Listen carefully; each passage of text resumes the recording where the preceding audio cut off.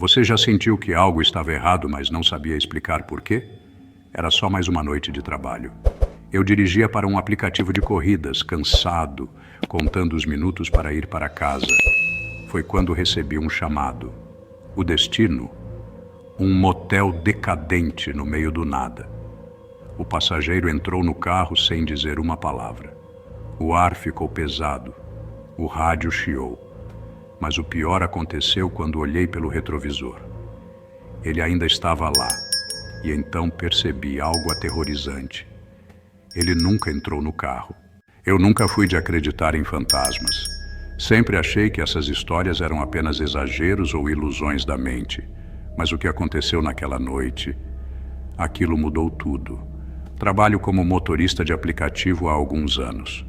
O turno da madrugada sempre me pareceu tranquilo. Menos trânsito, menos gente. Mas também há algo de estranho na cidade quando o sol se põe. Como se ela se tornasse outro lugar. Naquela noite tudo começou como sempre. Passageiros bêbados saindo de bares, casais discutindo no banco de trás, corridas curtas entre bairros. Até que, por volta das 3 da manhã, um pedido apareceu no meu celular. O ponto de embarque era uma rua sem saída, nos arredores de um bairro afastado. O destino, um motel abandonado na beira da estrada. Já ouvi falar desse lugar.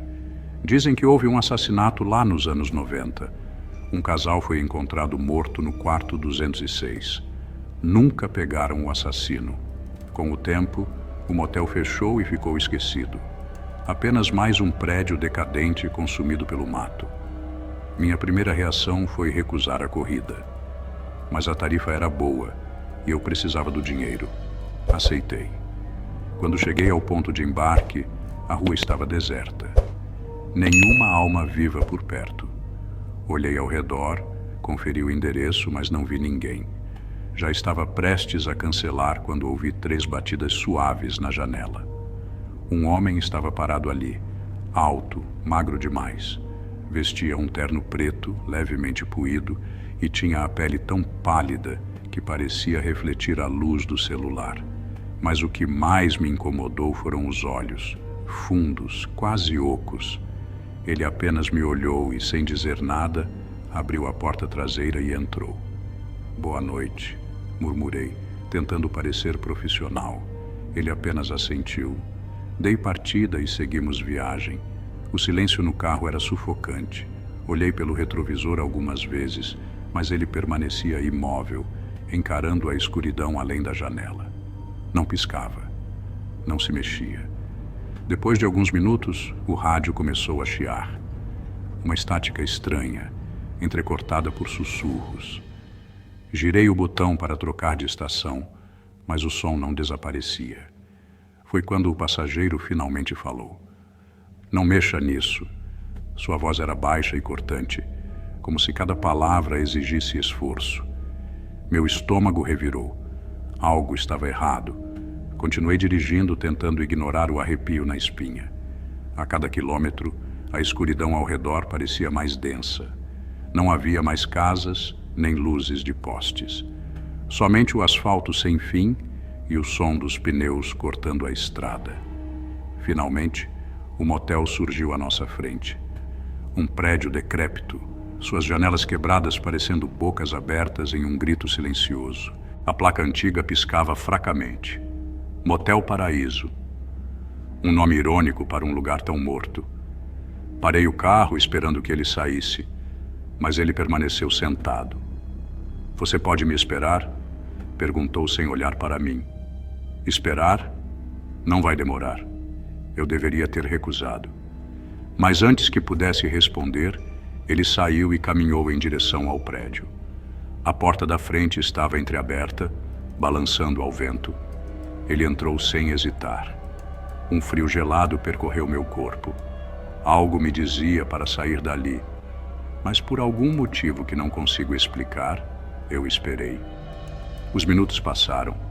Depois de 10, comecei a ficar inquieto. 15, 20. Olhei para a entrada do motel. Nada. Peguei o celular e mandei uma mensagem no aplicativo. Nenhuma resposta. Foi aí que percebi. A corrida ainda estava ativa. Algo me fez sair do carro. Cada passo em direção ao prédio parecia pesado, como se o próprio chão tentasse me segurar. Quando entrei, um cheiro de mofo e podridão me atingiu. O lugar estava destruído, coberto de poeira e grafites. O silêncio era absoluto. Caminhei pelo corredor, tentando escutar algum sinal de vida. Então, no fim do corredor, a porta do quarto 206 estava aberta. Meu coração disparou. Lá dentro havia um espelho empoeirado e nele o reflexo do passageiro. Mas não era um reflexo normal. No vidro, ele estava virado para mim, embora suas costas estivessem de frente para o espelho, como se algo lá dentro estivesse me olhando. Então ele sorriu e eu vi. Seus olhos estavam vazios, negros, e dentro deles algo se movia, algo que não era humano. Tentei correr, mas meus pés não obedeciam. A figura no espelho se aproximou e eu senti um frio insuportável me envolver. Foi quando ouvi o sussurro: "Agora é sua vez." Acordei dentro do meu carro, parado na mesma rua onde peguei o passageiro. O relógio marcava 3:00 AM. Olhei pelo retrovisor. O banco traseiro estava vazio. Nenhum sinal de que alguém estivera ali. Verifiquei o aplicativo. A corrida não existia, nenhum histórico. Mas o pior foi quando olhei no espelho retrovisor novamente. Havia algo refletido lá atrás. Algo que não estava no carro. E então, ele sorriu. Meu sangue gelou. O sorriso refletido no espelho retrovisor não era meu. Era dele. O homem do terno preto. Mas o banco traseiro estava vazio.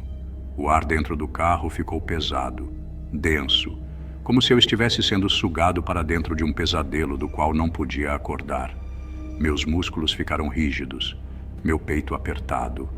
Era como se algo me segurasse ali, me impedindo de fugir. Com um tremor, desviei o olhar do retrovisor e olhei para o celular. Minhas mãos suavam tanto que quase deixei o aparelho cair. Fui direto para o histórico de corridas. Nada. Nenhuma viagem registrada naquela noite. Isso não era possível. Eu me lembrava do trajeto, do silêncio opressor, do rádio chiando. Eu me lembrava de tudo. Olhei novamente pelo espelho e o sorriso ainda estava lá, mais largo, mais nítido.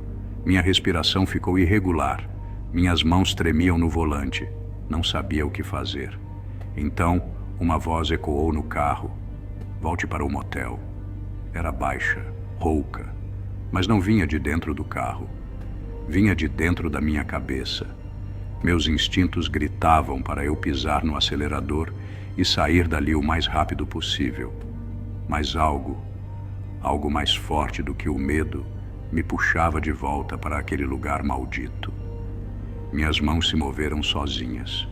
Liguei o carro. Meus pés, como se não fossem meus, pressionaram o acelerador. Eu estava voltando. A estrada parecia ainda mais escura do que antes. O motel surgiu à frente, sua silhueta decadente se destacando contra o céu sem lua. Dessa vez, a porta da frente estava escancarada. O letreiro Motel Paraíso piscava em vermelho, como um aviso sinistro. Engoli em seco e saí do carro. O silêncio era sufocante. Nenhum vento, nenhum grilo, nada. Apenas o som dos meus passos no chão empoeirado. Cruzei a entrada e segui pelo corredor. Aquele cheiro de mofo e podridão ainda impregnava o ar. Mas havia algo mais agora. O som de algo arranhando o chão. Vindo do quarto 206.